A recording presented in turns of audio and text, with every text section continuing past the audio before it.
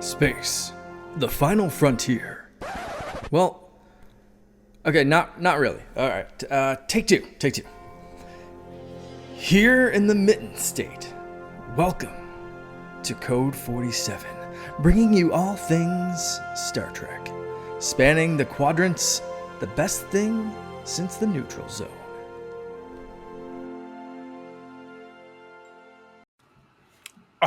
All right, back again with episode 130 of the Code 47 podcast on the Secret Friends Unite podcasting network. I am your host, Trek Lord of West Michigan, your humble servant, Charlie Carden, joined as always by the guy, my wingman on this Star Trek journey for 3 whole years now, just about, Mr. Peter Stein. Yeah, I know, right? Show's been around. It'll be 4 years this September. And as I've mentioned before, I've had a shifting period of different hosts. Aaron has been our most consistent host, but he's got a very busy life, so he's just with us here and there. But Peter's my guy. So I'm grateful for Peter. How are you this morning? I'm doing all right. Glug, glug, glug. That's what I like to hear. Sorry about that.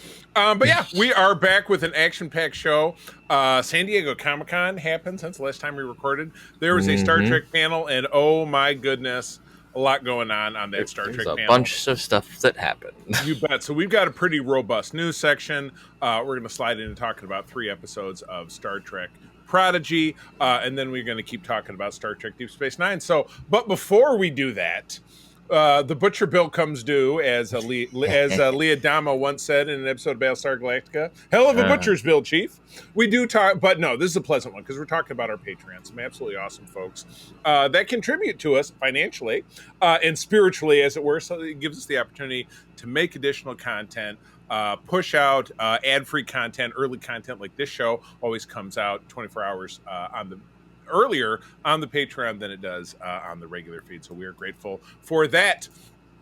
Those folks we added a little bonus shout out tier going forward. Our besties is Chris 1H1D, who's a guy who was just on our exclusive Patreon chat with us earlier this week. Super fun guy who's guested with us a bunch. Derek Trevelyan, who is my figure collecting partner here in the Grand Rapids area. And then we get into some folks I don't necessarily know personally, but we have Francie, XEP, and my Uncle Tim, which Todd wrote Charlie's Uncle Tim, and I put in his last name as Haran, who is very cute. He gave me a check for $24 last year. He said, I'd like to support you. So I signed up myself. So now I'm a Patreon. We're Patreons together. It's wonderful. Nice. Our nice regular folks on our Friends with Benefits level, which I talk about all the time, is John Sidorf, the awesome Phoenix Sisters Entertainment, friend of the show, Kelly Gentner up there in Wisconsin, and her partner, Crayley, Brendan Myers, Corey and HD, and Matthew Keel. And our superstar folks are the BFFs, the wonderful, nice family of the Twin Cities. Sean was on our Patreon cast earlier this week. It was my first chance to really meet him. But his kids are Stella and Henry. They always get the great shout out. So we're very grateful for them. Again, if you'd like to visit patreon.com/secretfriendsunite, try us out for 7 days. See if you enjoy the bonus stuff that we produce. Peter and I do a great show recently called The Facts Geek Life, where myself and a frequent collaborator like Peter take a genre show. We take a season and break down a number of episodes. We are just hitting the midway point of talking about Ron Moore's Battlestar Galactica, Peter and I, and it's been fantastic. So it's a trip. It is a trip, but a lot of other great bonus stuff on there, like a comic book based show that I do with Todd Oxford, my main partner, called The Spinner Rack, which airs on alternate weeks. So yeah, pop on over there again, patreon.com/secretfriendsunite. Try us for 7 days, and if you like it, stick around. All right, okay. Off with paying the bills and on to talking about the news. My God, San Diego Comic-Con was now just a couple weeks, but not even a couple weeks past. There was a Star Trek panel where we got 4 big things that I've highlighted. I'm gonna name them, and then we don't have to go through them every single tiny little bit, but I'll name them. I'll let Peter do the and then reactions. We get a mini one, which is hilarious. Yes, exactly correct. We had a 5-minute sneak peek of what I'm guessing is going to be the season premiere of Star Trek Strange New Worlds. If it follows their normal pattern, probably. Yeah. Now, we do not have a date yet for that, but due to the writer's strike, I would not be surprised if that nudges its way into 2025. But you know what? That's okay, because we do have something. I'm going to jump ahead in my notes here. We do have something confirmed for October, the 5th and final season of Lower Decks. There's a lot of people griping about it. Oh, God, how could it end? This and that. Look, all things end. Five seasons is a great run of anything these days. It's one season longer than Enterprise, and Exactly. 2 longer than the original. So you know. Exactly correct. I have a personal stake in Lower Decks because I've met several of the actors, and they're wonderful people. I love Eugene, who we spent some time with on the cruise. Same thing with Tawny.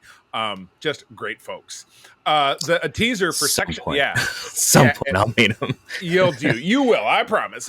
Teaser for the section 31 Star Trek's first TV movie. Which we'll be getting again in an undesignated time. Even though we had one that was a theatrical release that had the special effects of a TV movie. Yes. Star Trek 5? Yep. Yeah, oh boy. Yeah, exactly.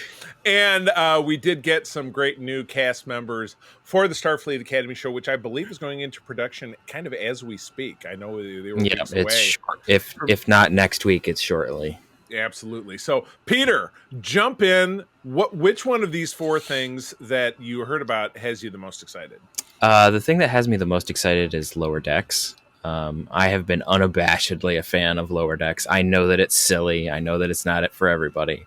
But I love the fact that this show is goofy, but also really, really loves the universe that it's in and loves to make fun of it. It embraces the camp of Star Trek, and it's so much fun.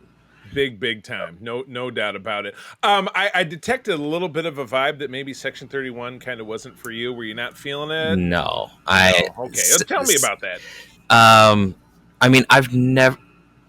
Everyone who's listened knows I'm not the biggest Discovery fan anyway. Yeah. And so we're bringing a character that I don't like Discovery's take on the Mirror Universe. It's way over. It's a little bit. It's not the same as like the older takes. Yeah. And so as much as I like, why can't I remember her name? You're thinking of Michelle Yeoh. Michelle Yeoh. As much as I like Michelle Yeoh as an actress, like she's phenomenal. Oh my God, yes. I don't really like Georgiou as a character, not the Mirror Universe one. I really liked her when she was the captain. Yeah. Captain Georgiou. Her brief spin. Yeah. Her brief version of like the Prime Universe good character. I liked that. Yeah. I don't really care for this character, even with like the character development. Like she's been better, but I still don't like her. So it's one of those like I'm not really too keen on having a film that's focused on this character. Firstly, and secondly, this movie really felt tone deaf, in the sense that it's trying to be the Suicide Squad. And it's like, oh, we're bad guys and we're going to go do fantastical things. And it's like Section 31 is a clandestine organization that does the dirty things that no one wants to do, but they still see themselves as good guys. Right. So it seems to be like there's a miss here. Yeah, and it took it to an absurd direction when Section 31 was featured very prominently in season 2 of Discovery, because they took it, the organization has existed throughout 3 programs. We got it in DS9. We jumped back to Enterprise, where we saw them a couple of times with a single operative. Which is like, it's okay. It was a little bit of a stretch in Enterprise, but they kind of made it work. It stayed within the boundaries, you know what I mean? They're still secret. And then they took it to Discovery, and then they're like, and now we're a separate space organization with our own ships, and it's just and then they're bringing in like Rachel Garrett. I like Rachel Garrett as a character, but I'm afraid of what they're going to do with the character. Right. And then that, it wedges the time period in that Lost era, which a lot of people are excited about. I could be excited about. I love the Lost. I love the Lost era. The problem with doing it, then, if you look at all the visuals in this trailer, nothing visually matches anything that we've seen before. Right. So it's could go in a direction like Discovery. Discovery of reimagining everything, and the thing is, like, while I don't agree with it, I understand why reimagining some of the stuff in the original series makes sense for modern audiences. True. Yeah, in Strange New Worlds, I think that they haven't. You really don't need to with the stuff right after the Undiscovered Country in between the Next Generation, because it's still it's still visually consistent. If you look at Yeah. Star Trek V, I know we just made a joke about that, but if you look at the sets, the Yeah.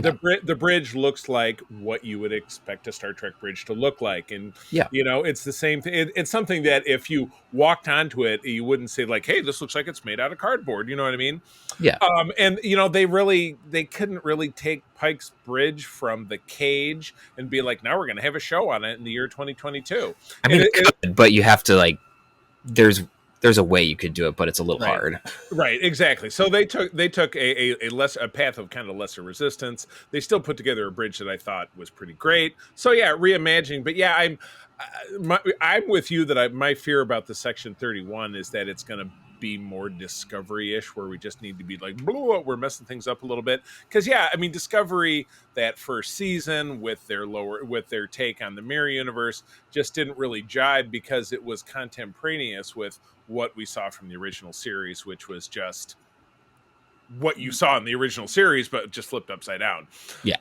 So I just don't know. All right, the Strange New World sneak peek looks like a lot of fun, but that show just generally with the exception of and again, this puts me in the hot take category. Not a lot of people agree with me, but I didn't enjoy the musical. That's about the only segment I didn't either.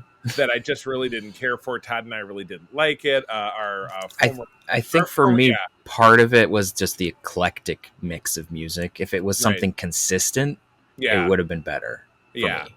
Yeah, and it's not that I'm not a musical guy. Music is my other huge passion. I've worked in musicals all the time. Yeah, I was a part of musical theaters in high school.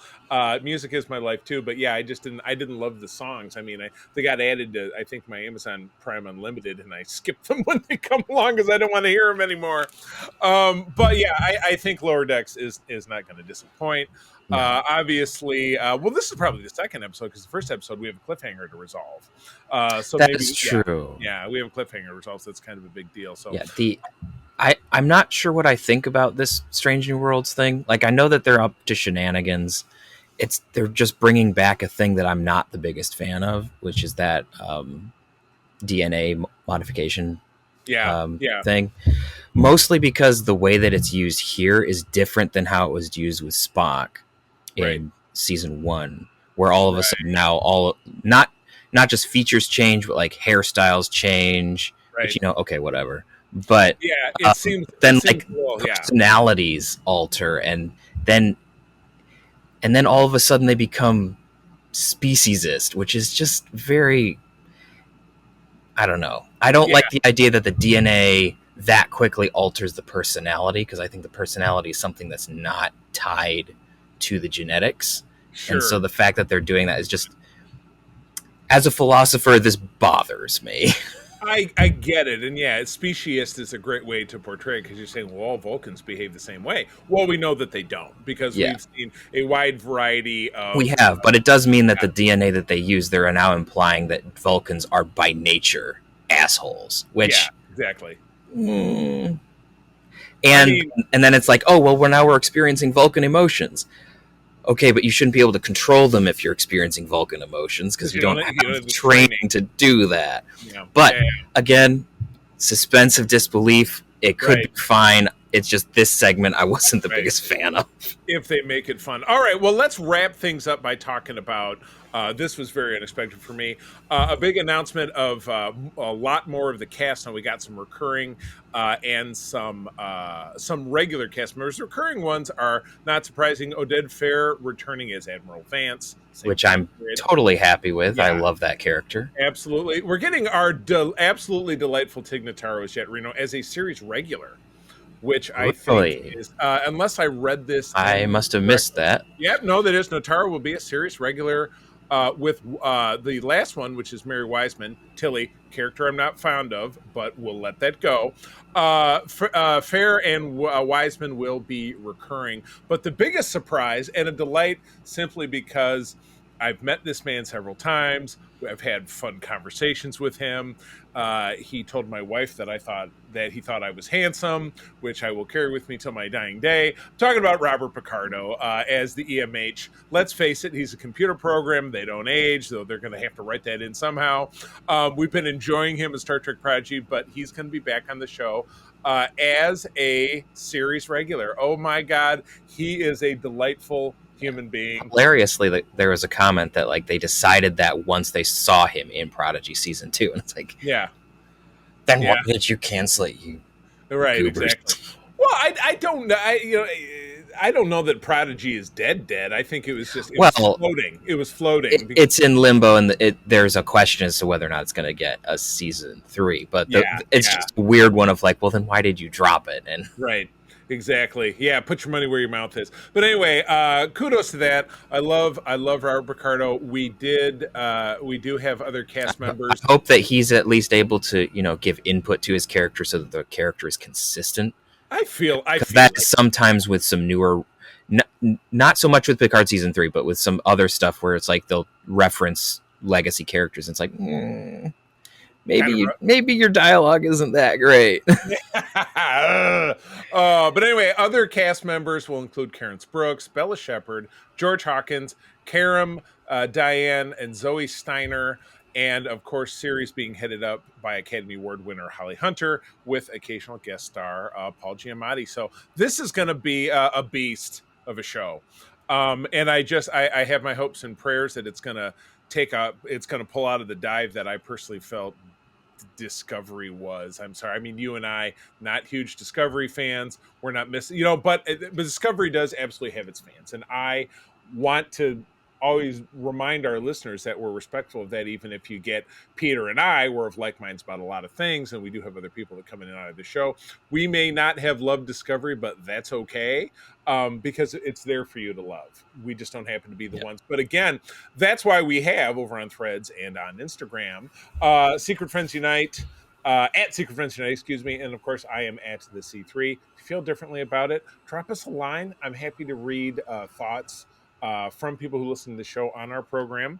We're it's IDIC, baby. It's about keeping your mind open to the different possibilities. So that's great news. There'll be more news developing, but the show would be 3 hours long if we talked through all of the bits and pieces. But let's move on to talking about episode 6, 7, and 8 of the second season of Star Trek Prodigy, currently available on Netflix. They did a super dump on July 1, so all the episodes are available. Both Peter and I have watched them all, but what we decided is that we broke them up into groups of 3 so that we could have a little bit more time to talk about them, and it would also wrap us up in time for the October release of the final season of Lower Decks. So, without further ado, Peter, episode 6, take us away. All right, episode 6, Imposter Syndrome.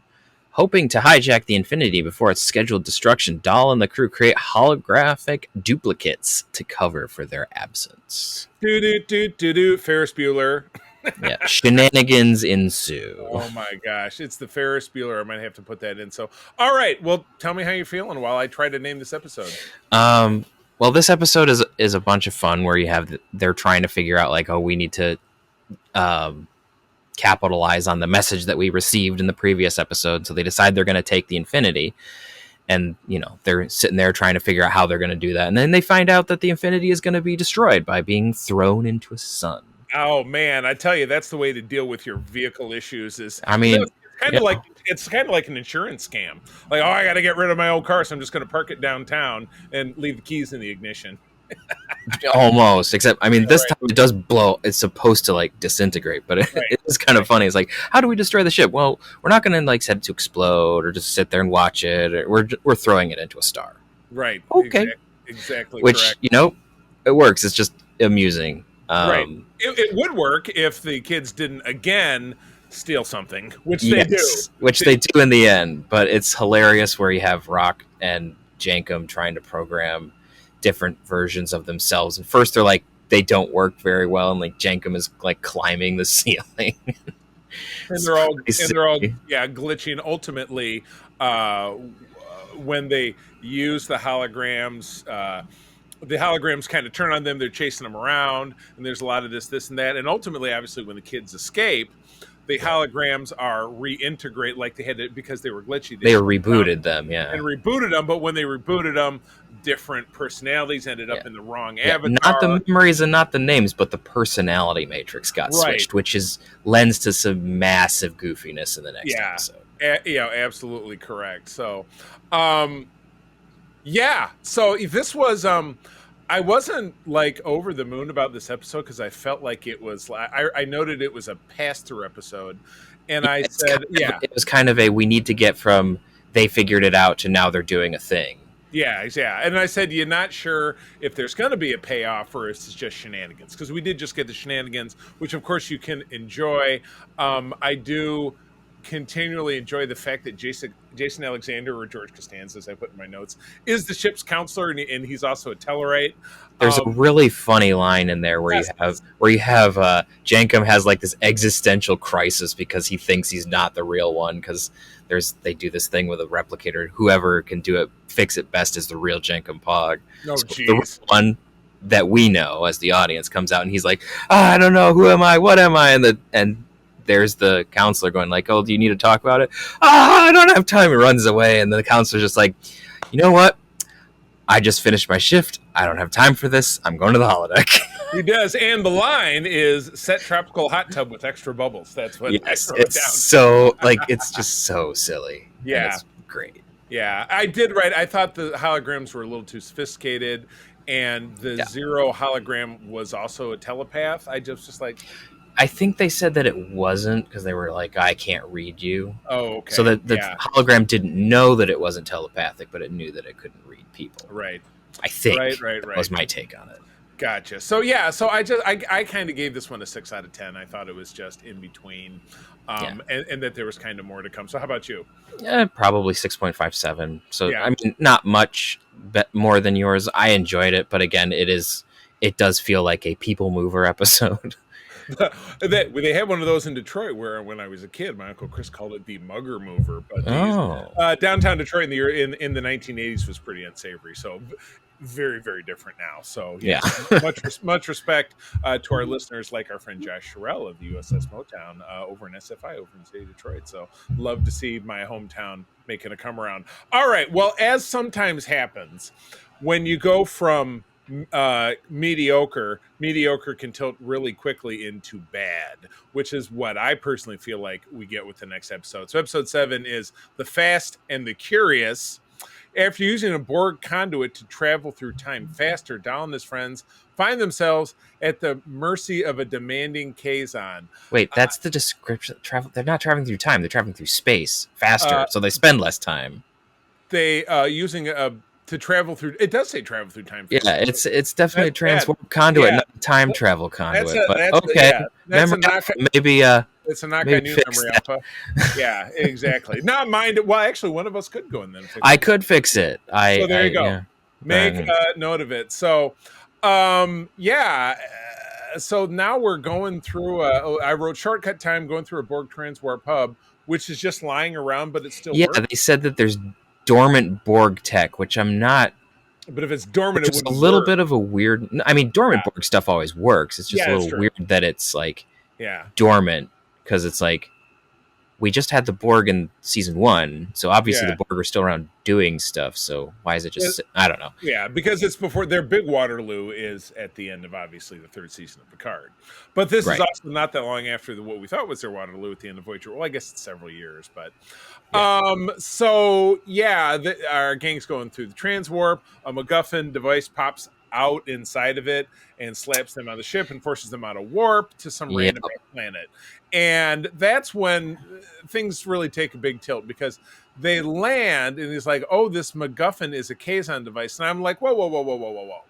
Let me just take you on a little Kazon time travel in the Wayback Machine. Strap yourselves in, boys. Yeah, exactly. Kazon, this came from season 2 of Voyager. The Kazon were a refugee race of slaves that were ruled over by a race called the Trabe. Okay, and this was in an episode, I think it was Alliances in season 2 of Voyager. The Trabe, having had the tables turned on them, they became the species on the run, and the Kazon, with all their little factions and segments and stuff, were ruling that part of space.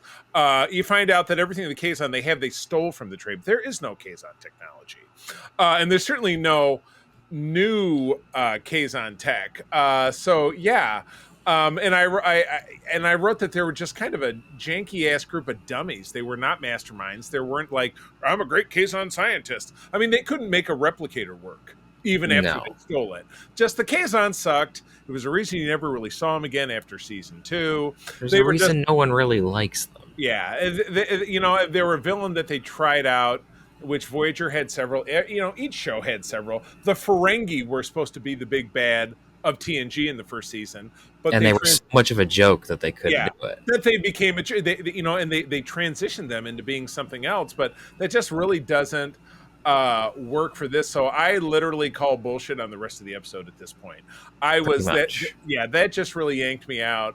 I mean, the whole thing turns into, the Kazon guy wants him to do this race, with thus the name of the episode, a riff on the Fast and the Furious. And it turns out there's like a Landru style computer running things, and it tries to overtake Zero, and to destroy it, Zero has to throw himself into it, and it cripples his suit. So that's obviously running things forward. The part of it back on Voyager where we have weird time tendrils that pop out and they grab that's the only really plot relevant thing in this exactly. episode. Otherwise, this is just a total loser, and I don't have a lot more to say about it. I mean, do you? It just was a real dud for me. I don't have a whole lot more to say. I mean, the only thing that we really get is some more development, sort of the Dahl really wants to be captain, but really shouldn't be because he's a little bit too impulsive. Yeah. Which we've known for since like episode 3 of season 1. Right. So that's not a new thing. But so outside of that, we really don't learn a whole lot or know a whole lot more. Yeah. I mean, I was sitting there grinning a little bit because it's a supercomputer like Landru Agamus, and so I'm just like, another computer doing weirdness. Okay, is it the come for the festival? Yeah. So I like that was funny. That was funny to me. Because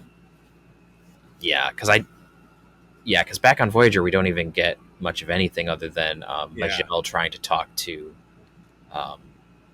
Gwen, and then finding Gwen missing after there's a time stop, which that's the important part. But other than that, the rest of this episode is kind of the Kazon are robots because the computer is creating things to just race, and there's no real reason to why this is continuing to keep on going.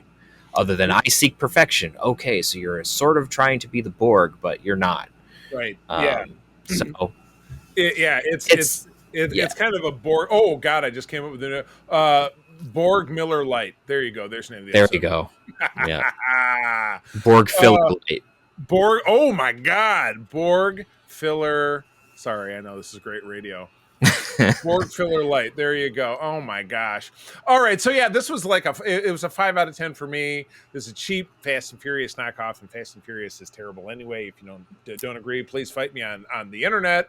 And revisit. It kind of have the same thing of like the thing that I wanted to save is my family. Boom. Yeah. So I think revisiting the Kazon is like a really poor overreach trying to get back. I mean, the Kazon were in season 1, but they were like background, right? And they were slavers, which made sense because all of our people worked in like a Kazon mining camp. Didn't they? Am I remembering correctly? Yeah.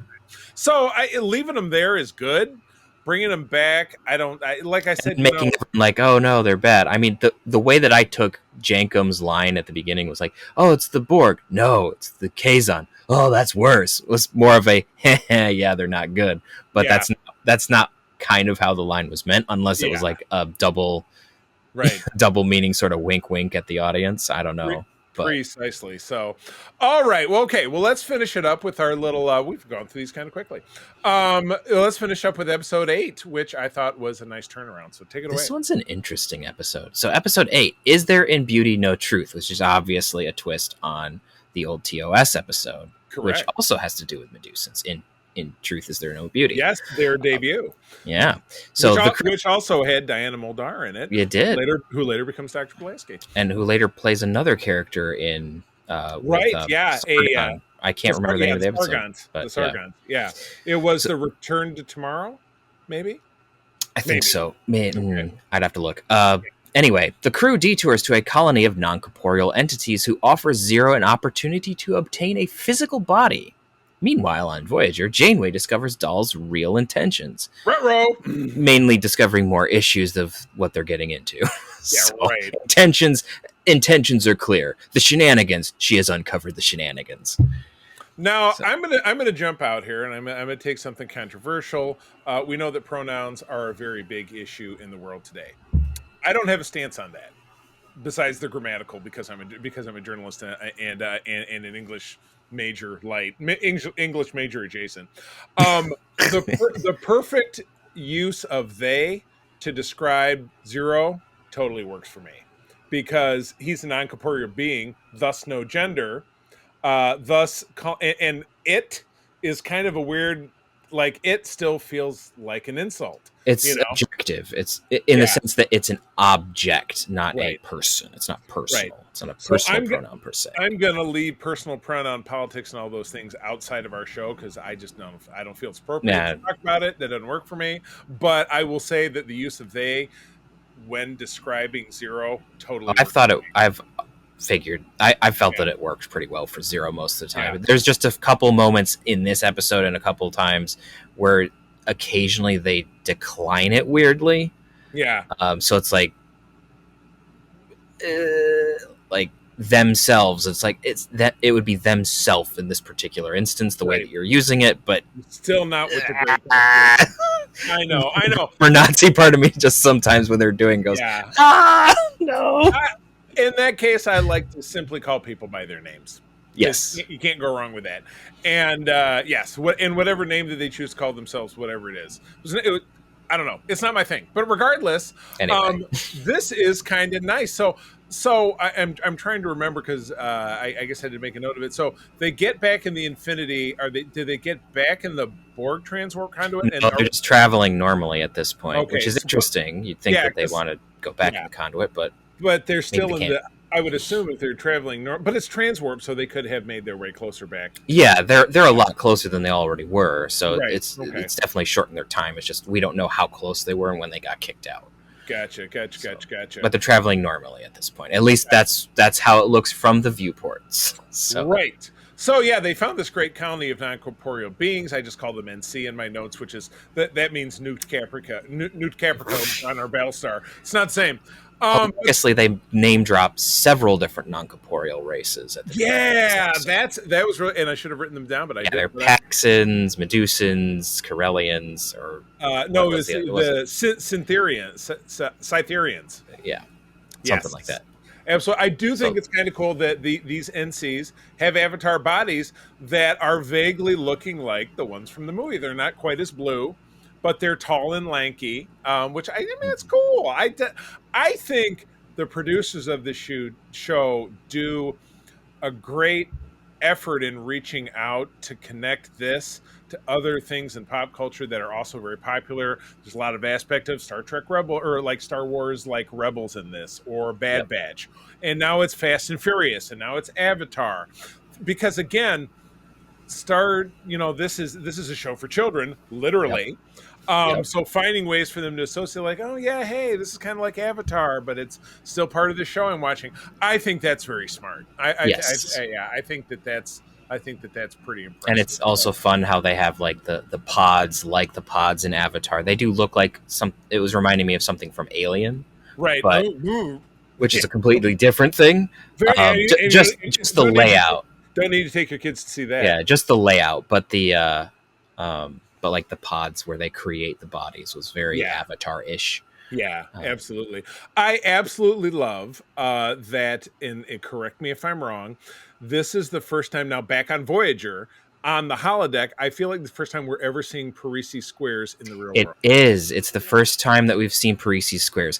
I have seen a rendition of the field that I used in a fan animation, which is very different. Yeah. This one I'm actually quite a fan of. It's one of those like, hey, we've never seen this before, and here's the hammers and everything, and it bounces, and you can see how it might be dangerous. This goes all the way back to 1987 to the season first 1 season of TNG. where it got a mention. Actually, 1988, it got a mention in the 1000 episode where they had Yep. Tasha Yar and company Yeah. coming wearing blue jumpsuits. Yeah, and those are cool ass jumpsuits. Shit, I'd take that cosplay. That's pretty awesome. Yeah, Starfleet has great athleisure wear. I will tell you that. They right do. now. And I would wear that shit. Like I wear a lot of stuff from a brand called Zaya, which is a brand that April has sold from time to time. Nice stuff. Zaya, listen to me. If you get, at me on social media, I can help you make a line of Star Trek athleisure wear, and I think it would be the bomb. Hey, there is a market. There is a market. I'd be very interested.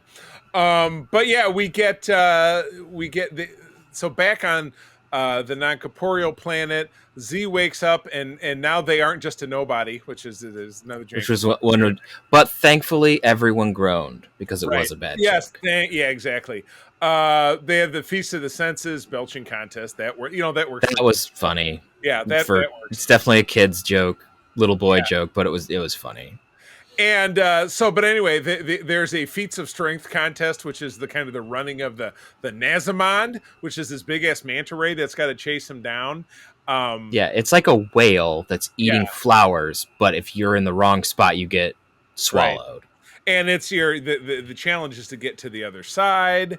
We were able to execute this. Dal gets snatched at one point, so there's a little peril when they got to rescue him. But at the other end of it, Z is faced with the choice from the other NCs. They say, well, the strength of your avatar comes from this planetary atmosphere, blah, blah, blah. It's kind of like the Fountain of Youth or the Grail Temple in Indiana Jones. Like, you've got to stay here. If you want to be eternal, your body will start to degrade. And he said, I really just want to be with my family, so I'm going to go. And I thought that was fantastic. Mm-hmm. Good stuff. Yeah. So an interesting twist in this episode, though, is it's kind of the opposite of what most Star Trek things go for with non-corporeal, or what a lot of science fiction goes for with non-corporeal beings, is that they are the next step of evolution, that they're somehow better. It's sort of a transhumanism. No. But this idea, the idea that's positioned in this episode, which is interesting, is that there's something lacking without a physical form, because you can't fully experience reality. Yeah. And so there's something very interesting about the fact that this episode took that as its kind of base message. Mm-hmm. Interesting because it flies in the face of how things are normally taken with these sorts of beings. But also it's interesting because it helps with like younger people, or people in general, like, hey, there's something beautiful about being you. There's something beautiful about being this that you can touch, being able to touch other people, being able to see things, being able to touch things, taste things, do that belching contest, that sort of thing. Right. So it's really interesting how this one is very, very positive about the nature of physical existence. Because some of us in the modern day just tend to live in our minds so much. We're so detached.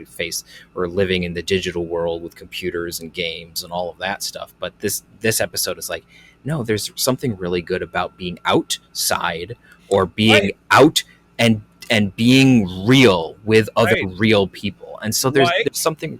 It's a great example. Like yesterday, you joined me on the pickleball court. Had your first experience playing pickleball.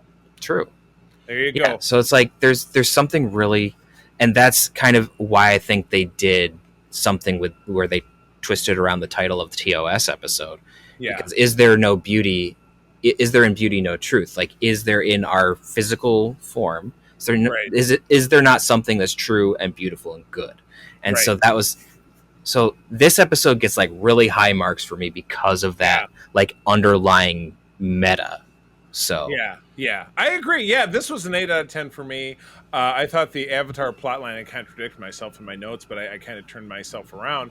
I thought that got a little stretched out, but I also appreciate why it existed. But I did love at the end Z choosing to be with his family over immortality, because that's what, family first.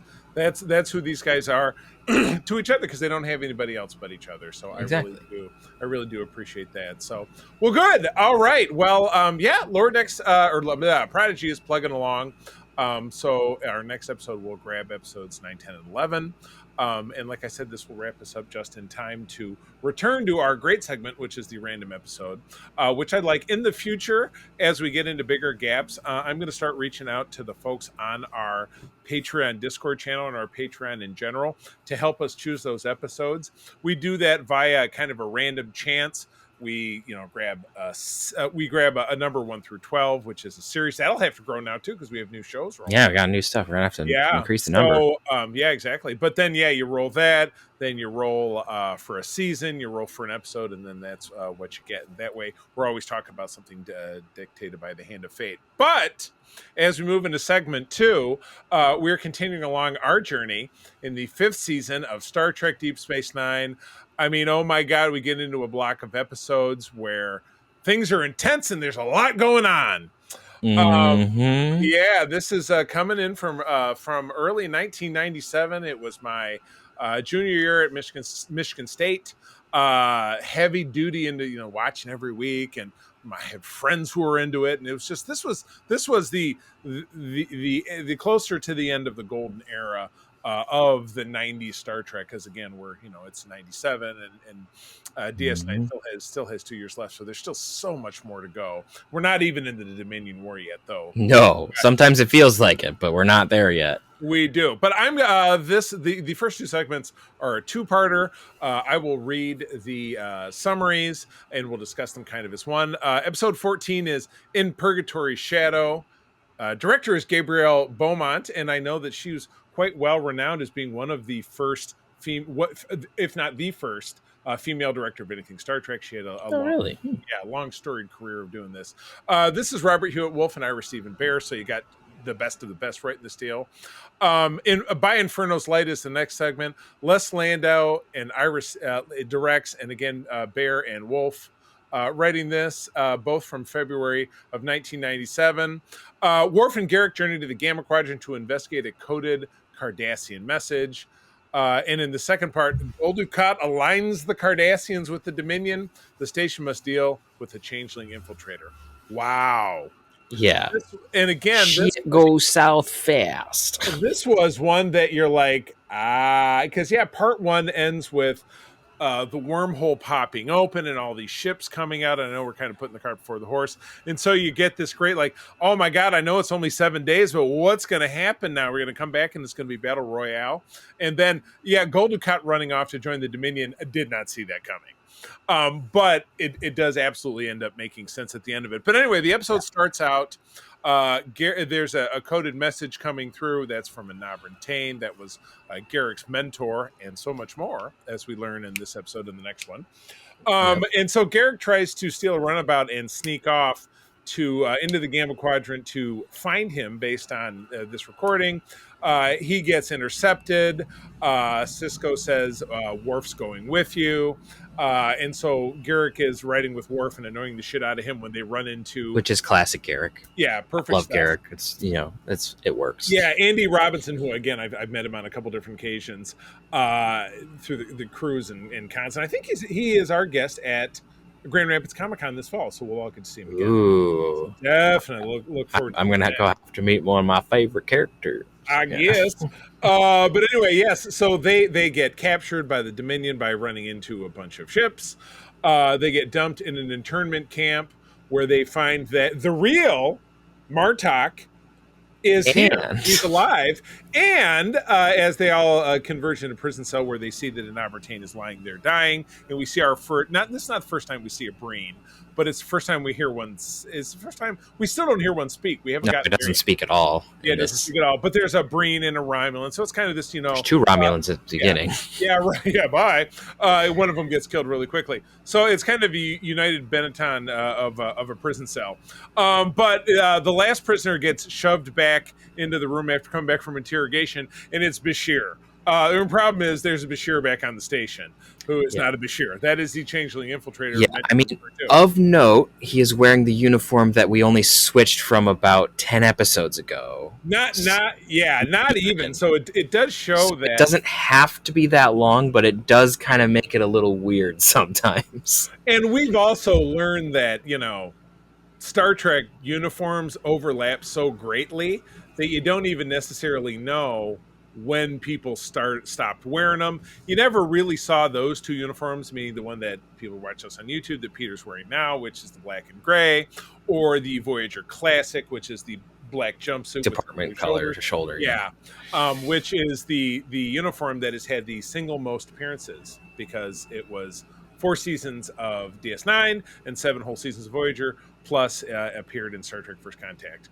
And for my money, using the costumer that we use for our various cosplay, probably one of the best uniforms out there that they make, because for its accuracy, I think. Yep, that one's the most accurate out of all of them. But at any rate, yes, things start to... Dukat shows up on the station because he's going to help out. They know the Dominion is coming because Kira tries to go find them, and all their listening posts are going dead. And so, as I said, the wormhole pops open at the end of episode 1, and all these ships come out. And then we segue over to the first part of the next one. Everybody, Kira's on the Defiant. I love it how the runabouts come out like, we're going to help too. It'd be like if you had 3 kittens and a Rottweiler, and that's your defense force. You know what I mean? And then Dukat is the like a Chihuahua. I say that my dog is part Chihuahua, but the Chihuahuas are little beady eyes and they shit everywhere. That's Dukat. Yeah. But they beat the crap out of a Klingon force, and the Klingons have to come to Deep Space Nine to get themselves patched up. Yeah, exactly. So yeah, after it's revealed that Dukat is right, because he turns to run off and join them and reveals his true colors. Shortly after, Gowron shows up and he's all beat up, and Sisko says, "This is where Sisko is the history maker." He said, "You know what? This is the opportunity for us to put aside our differences. We have a common foe." And then he says, "I got a copy of the Khitomer Accords right here." And then so he signs it. So the Klingon Federation kerfuffle is over. They're allies again. Yeah, so that's super fun. So everybody's preparing for an attack, and then suddenly the Romulans appear. Yeah, and the Romulans appear, which is never really addressed.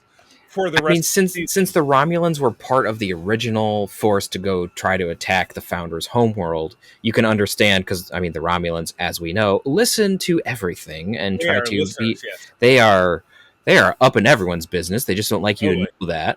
Right. And so they just suddenly appear because they're like, oh, shit's going down at Bajor, we're going to show up. So it's like they are well across the neutral zone. They are nowhere near where they're supposed to be, and they if Deep Space Nine. That's what's crazy, because if you ever look at the galactic map, I have one hanging in my dining room. The Romulan Empire and where DS9 are couldn't be any further. Yeah, they're like the opposite sides of the Federation. Yeah, exactly correct. You got to go through the entire Federation to get there. Which is hilarious, because it means that you had a fleet of cloaked warbirds just flying through the heart of Federation space, going yeah, we're not up to anything. We're just going to deal with the Dominion. For all you know, they could have taken the long way and going through the north. They could have gone around, yeah. Yeah, there's a north part that's kind of no man's land. But anyway, it's funny. Yeah, talk about fictional geography. But at the end of the day, the Bashir changeling hijacks one of the runabouts. He's got a protomatter to bomb. Yeah, he's going to try to pull a Dr. Soren on the son of Bajor. Yeah, exactly. Which they managed to stop him, and at the end of it, that was the whole plan. Now it didn't turn out there was no Dominion fleet at all. I'm trying to remember. Yeah, it doesn't show up in this episode. Yeah, it was a big. They just wanted to get all of the Alpha Quadrant forces in one place and blow them up. Right. And so Dukat comes back on. Now, during this, when Dukat left the station, he excommunicated his daughter, said, "You're not my daughter anymore because you want to stay here and you're in love and you like Garrick, who I hate." Yeah, exactly. But then Sisko says, "Well, you would have killed your daughter," and he's like, "I don't have a daughter anymore. Fuck you. I'm evil. Meh. Give me a mustache. Give me the mustache that his cousin. You know how his cousin had the mustache? Those sideburn thingies. Yeah. When Mark Alimo appeared as the first Cardassian in season 4 of TNG, he was Gomasset. So kind of twisted. He didn't have quite a mustache, but it was getting close. Yeah, it was just the touch the sideburns. I'm not changing the name of my sideburns, but I'd be tempted to change it to touch my sideburns, but I'm not. That's too weird. Yeah, but there you go. But anyway, pivotal 2-parter. We will come back and discuss this one in depth as I have it planned on our schedule. In the distant future, once we get through the entire series, we're going to come back and explore most all of the two-parters as a really drill down. So we'll get into this. But for now, extremely important episode. I consider it as a one, and probably of this group of episodes, I'll go on record as saying this is my favorite, without a doubt. So we can get that out of the way. All right, episode 16 is yours. Episode 16, Dr. Bashir, I presume. Directed by David Livingston. Story by Jimmy Diggs. Teleplay by Ronald D. Moore. My guy! Aired on February 24th of 97. Julian Bashir is selected to be... Day after my 21st birthday. So here was me. And you got to watch this episode. Right. Julian Bashir is selected to become the model for a long-term medical hologram, not to be confused with the emergency medical hologram, right, until a family secret is revealed. Our B plot includes Rom having difficulty in telling Lita something important. Aww. How wonderful. What a wonderful... So we do get... talking more about Bob Picardo. He gets to play Zimmerman. He gets to play Zimmerman, who we met in two...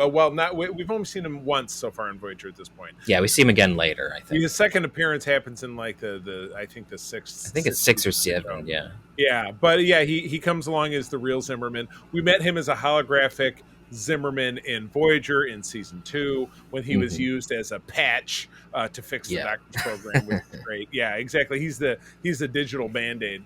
But yeah, he comes in. He's super obnoxious. He's rubbing everybody the wrong way. But he has to interview everybody to learn about Bashir, and we have kind of the classic interviewing everyone, but every shot it'll go to him and then go back and he's talking to somebody different, go back talking to somebody different. The best part of that is O'Brien saying, so you're really not going to get back to what I'm going to say, right? Yeah, no, it was totally confidential. He says, well, he's one of the greatest guys I've ever met. He's just really wonderful guy, and he's like my best friend. He was like, but you're really not going to tell him, right? Classic. Yes, exactly. But yeah, the secret is... Yeah. Don't tell him that, because I need to give him shit. Yeah, exactly, all the time. The secret, Bashir does tell Zimmerman early on. He says, well, it'd be great if you didn't contact my parents because we're not close, and it just would be really weird. And then Zimmerman, like the butthole he is like, note, talk to parents. Yeah, and he brings them to the station, and Bashir is just, his face goes white, and he's like, because he really doesn't get along with his folks. And you don't know why until they inadvertently have a conversation with the holographic version of him, of Bashir, who's being produced, by saying, at no point will we tell him in our interviews that you were actually genetically engineered as a child. And everybody watching it was like, I'm sorry, what now? I mean, Siddiq Al-Fidel was kind of the same way when he read that line in the script. Yeah, exactly. And then, so it's while this is all lingering before his plan is to then resign, because someone with genetically enhanced abilities can't be in Starfleet, which it makes sense, the whole Khan thing, I get it. But he explains his life story to his best friend, Bashir. He said, I was essentially disabled as a kid. I was very slow, didn't understand simple things as a child. So by the time I was 7, my parents took me off world, and then they had this done to me, and my life really changed overnight. I got, I gained 5 IQ points a day for 2 weeks, and I just, they kind of right-sided me. So yeah, and he's like, I'm going to quit. And then he goes to Cisco's office to quit, and Cisco is on the Hollow Presence thing, which again, this is one of its lingering appearances. I feel like it doesn't show up much more after this. But it's the Starfleet JAG who's saying, I just made a deal with your dad who's going to go to prison for what he's done. But then he said, it's a very serious deal, for every Julian Bashir out there who's good and uses his ability for good, there's another Khan waiting in the wings. And we just can't have that, but you're a good guy and you got a great service record, and we want to keep you. But this was kind of a bridge that was needed to mend the rift between Bashir and his parents, because his dad is just very one of these. He's totally full of shit. He exaggerates. I mean, everybody knows. I know some cosplay photographers like that. They talk big about, I do this and I got this deal, that. A lot of them are really full of crap. And if the person who I'm talking to listens to my show, you know who you are, but you don't. So it's okay. But I'm thinking of one person in particular. I can't stand people who basically S their own D. Sorry, pardon me for saying so, but I mean, you yeah. know where I'm going. But that's basically what his dad is. His dad kind of thinks he's king shit, but he's accomplished absolutely nothing. But it is great to see somebody who is so self-obsessed finally step up and do the right thing. So I love that about this episode.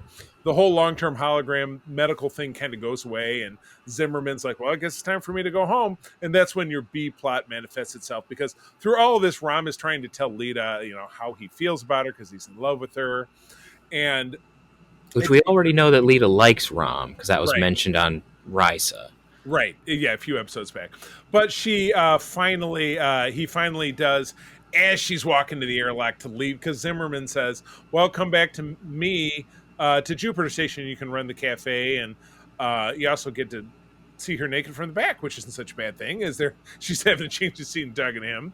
And she's like, well, I don't have a better offer, so I'm just going to go. And that's when Ram finally drops by and says, I love you. And she says, Ram, I love you too. And they have a weird kiss with the mouth appliance that Match Grodin chick has with the one tooth that sticks out. I'm like, I hope they pulled that out. I know I read a very famous, not related to this, but I read a very famous quote once that Terry Farrell kissing Michael Dorn as Worf and Dax got snagged on his tooth appliance and cut herself. It's just like, ugh. I know, yikes. Talk about hazard pay. But yeah, a very cool episode. The Ram stuff is cute. The stuff with Zimmerman is great, and then the stuff with Bashir and his family is really very touching about a character that we otherwise don't know a lot about their background until this point. Yeah. So I still tend to agree with Siddig Al-Fadil that making Bashir genetically modified kind of takes something away from him. Yeah. It's not the worst decision ever. Like, I'm not going to say, oh, they never should have done it, but it's definitely something where there's moments where it makes you feel like some moments weren't as genuine. Like Miles and him playing darts. There's a joke at the end of like, well, I wasn't trying as hard because right. Okay. So okay. I get it, but it's there's a, I don't know. There's something about it that doesn't quite work. Yeah. So again, I'm not gonna bemoan it. It happened. It's fine, but right. I do tend to agree more with the actor that it feels a little weird. So yeah. It doesn't necessarily change how the character behaves in the future. It just sometimes they do have to then like, oh, well, can't do this now because of whatever reason. That's all. Gotcha. That's wild. Oh my goodness. All right. Episode 17, please. I think this one's yours, actually. Oh gosh. Okay. A Simple Investigation. John T. Kretschmer is doing the directing. Don't know him. Renee Echevarria does the writing, regular to the staff, from March of 97. Odo falls in love with the women Arissa involved with the Orion Syndicate. Now, this is where we're starting to get a recurring sub-thread of the Orion Syndicate. We get that a little bit later in the season. Becomes a bigger deal in seasons 6 and 7. And then now it's become an ongoing, almost more of a gag, as most things are on Lower Decks, because of course, one of the main characters is Orion by race. So you get a little bit of that. So I like that. So kind of a cool episode. A matter of, in the end, which you find out a mistaken identity. But yeah, Odo has his first romance outside of obviously he's pining for Kira and being pined for by Loxana Troy, which is just doesn't really count exactly. But this is great, and he actually has the sex with a corporeal being where he had solid. Oh, I'm sorry, we haven't even gotten to the point where this is his first having the sex, because he does end up having the sex with one-on-one with the female shapeshifter next season. Sorry, spoiler alerts. They end up having it human style, which I think is mildly disturbing, but mildly disturbing, exactly. But then again, if you think about the Great Link, it's a big orgy, quite frankly, because they're all just in there, right? I mean, if you think about it in that fashion, very Greco-Roman. Who knows? Yeah, exactly. Cool episode, kind of throwaway. Doesn't necessarily have anything to do with anything. No, not but really. That being said, I don't think it's terrible to take a break from the No, heaviness, because we it's have a good. lot of heaviness to kick this off, Yeah, and then we have a lot of heaviness that will wrap up the season, which is coming up pretty quickly yeah. here. As So, I've usually said, like I'm more of a fan of the longer seasons because we can have filler episodes like this right, where right, we take time to look at a character and have them do things that are important for them but yeah, not plot relevant, because it allows us to develop a character in a way that's yeah, uh, more rounded. right. Um, I agree. s- I agree.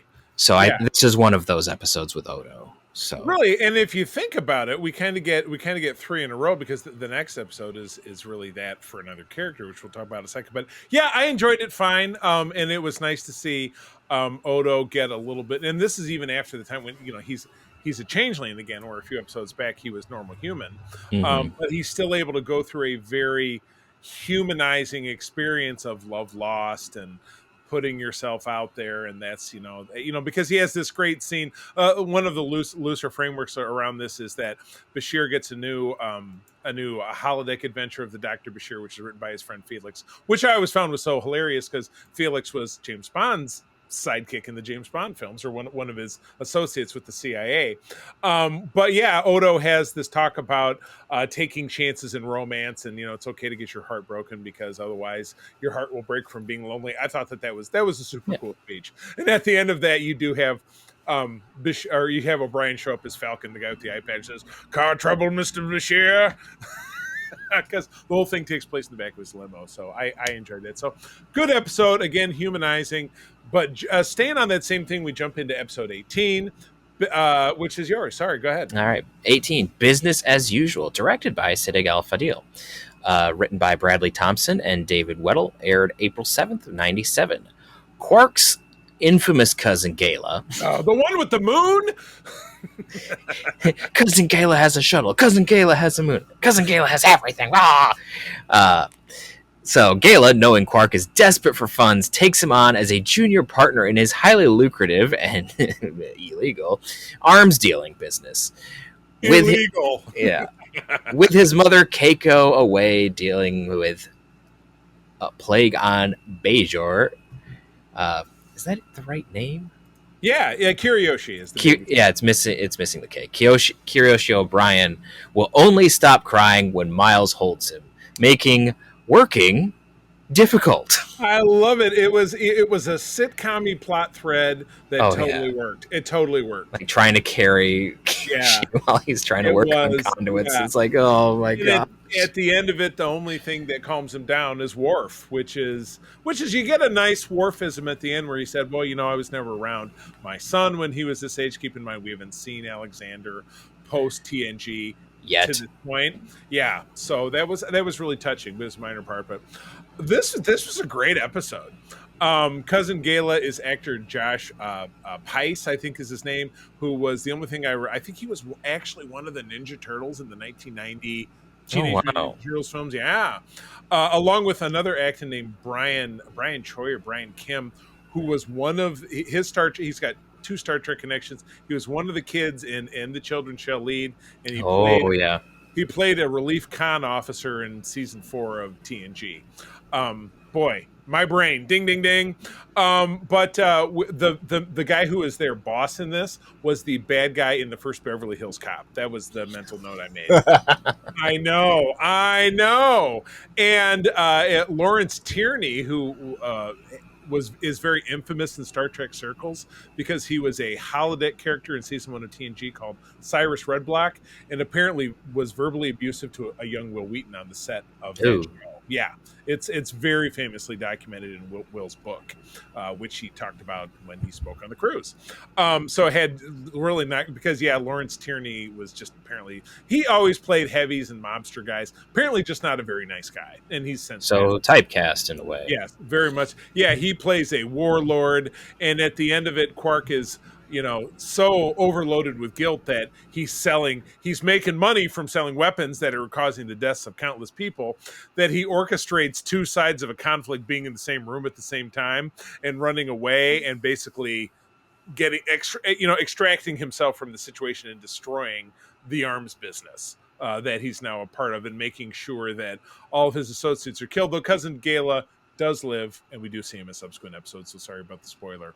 But great. But again, this trilogy of episodes, and really it's a quadrilogy when we move on to the next one, of great character moments, development, our people being pushed to their limits, us learning things about them and digging deep. I think that this episode, and again, it's a Ferengi episode, but it's one with a little bit more heart edge and heart. Like usually Ferengi episodes are corny, which I love, to be completely frank.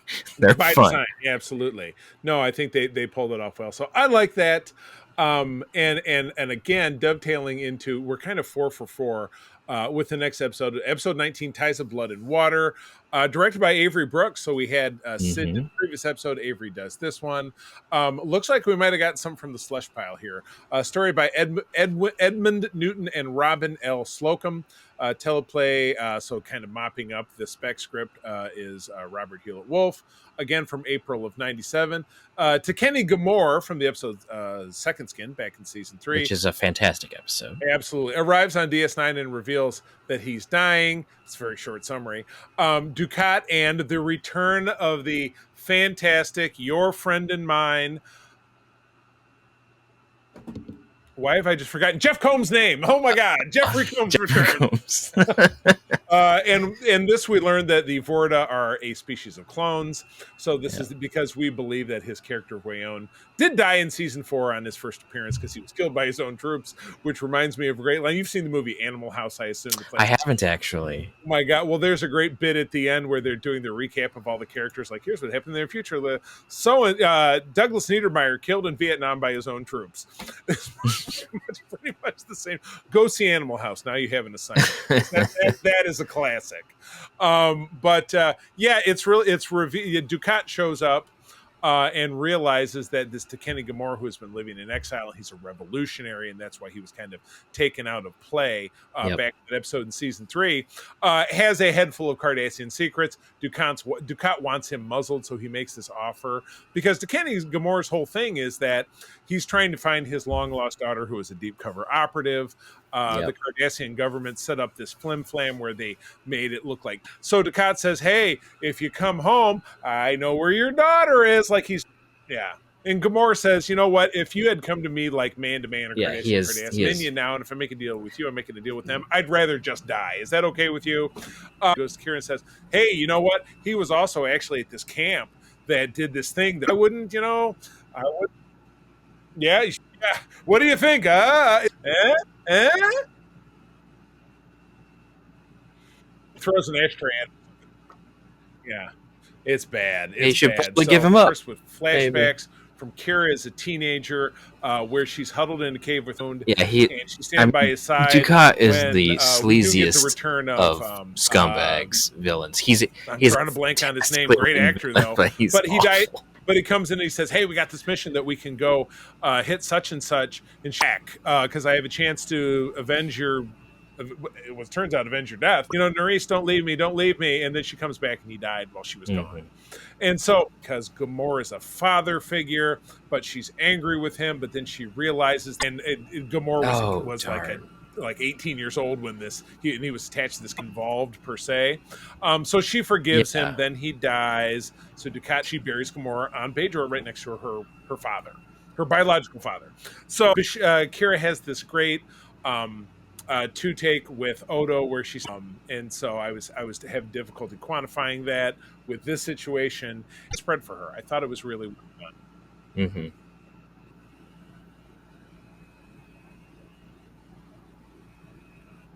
Yeah.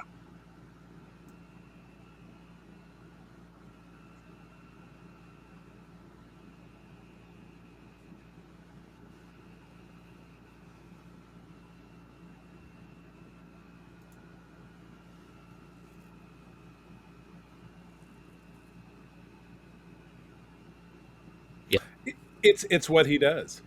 Oh my goodness. Pat the schmuck. Oh my goodness. Well, that takes us out. We're doing a least favorite. I already went on record and potentially agree with me, but if you feel different, love to hear it.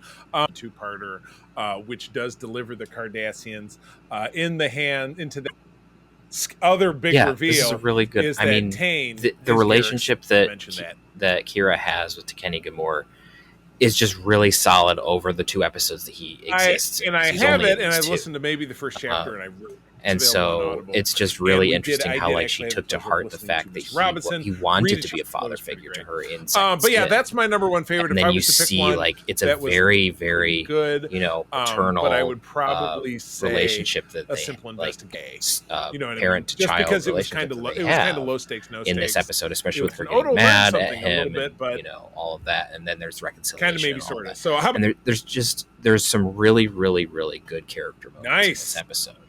And then there's Dukat being a schmuck like normal. So, yeah, it's classic Dukat. Dukat the schmuck.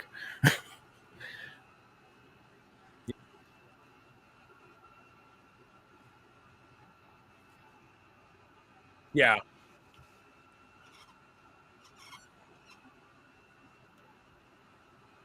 Yeah. Because it just yeah. Yeah. Yeah. Yeah.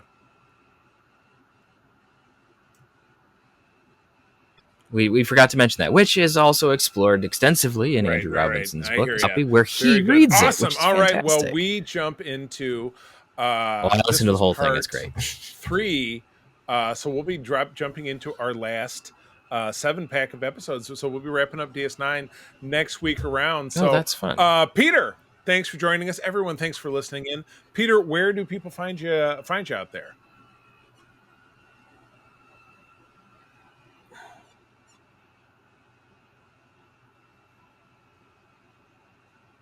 Yeah.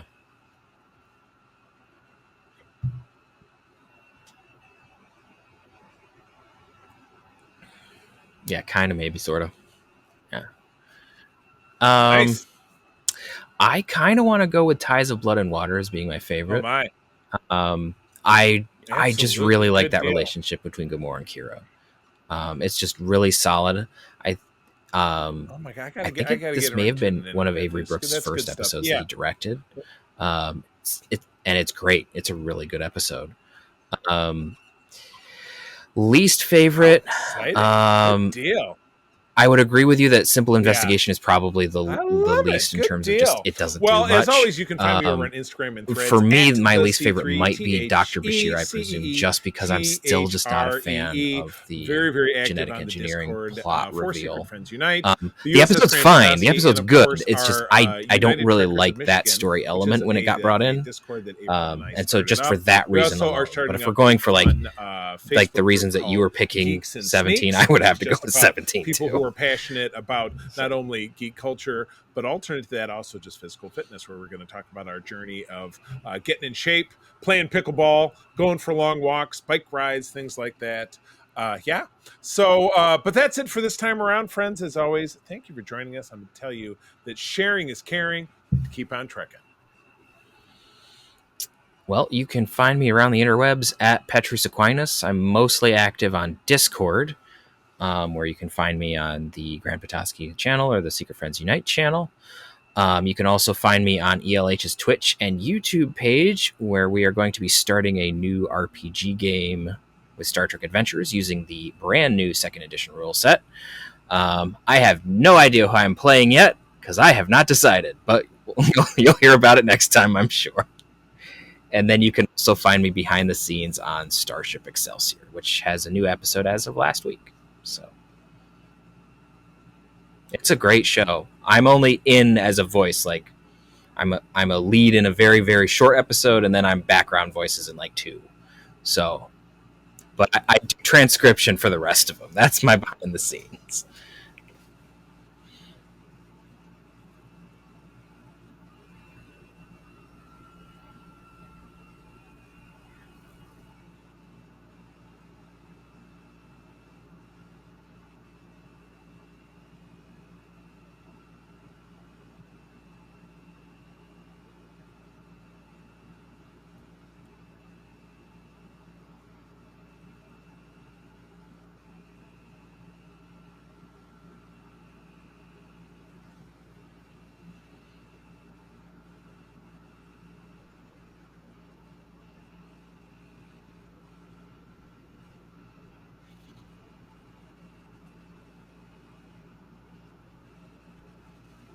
Peace and long life.